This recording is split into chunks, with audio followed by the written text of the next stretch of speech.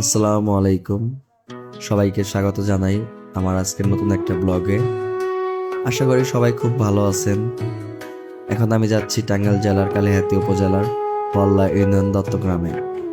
প্রতি বছরের মতো এবারও এখানে বিশাল একটা বার্ষিক ওয়াজ মাহফিল হতে চলেছে।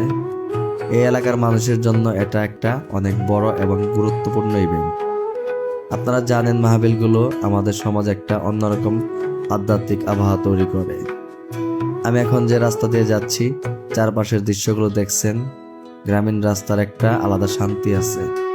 আপনারা যারা এই এলাকা চেনেন তারা হয়তো জানেন যে দত্তগ্রামের এই মাহফিলটা কতটা পুরনো এবং জনপ্রিয়।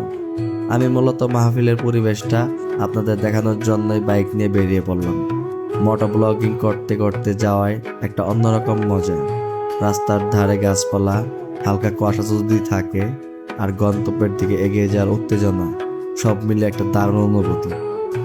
রাস্তাটা খুব মসৃণ না হলেও বাইকে চড়ে প্রাকৃতিক এই দৃশ্যগুলো উপভোগ করতে ভালো লাগছে।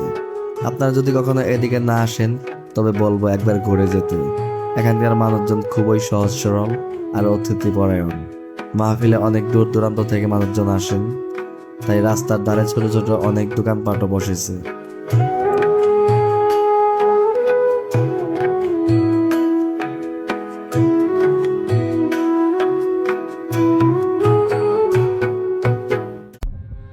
এই যে দেখুন, মাহফিল প্রাঙ্গণের পাশে দত্তগ্রামের এই পুরনো এবং সুন্দর মসজিদটির গঠন এবং সৌন্দর্য সত্যিই মন কেড়ে নেয়। মাহফিলের মূল আয়োজনটা সাধারণত এই মসজিদটি কেন্দ্র করে হয়ে থাকে।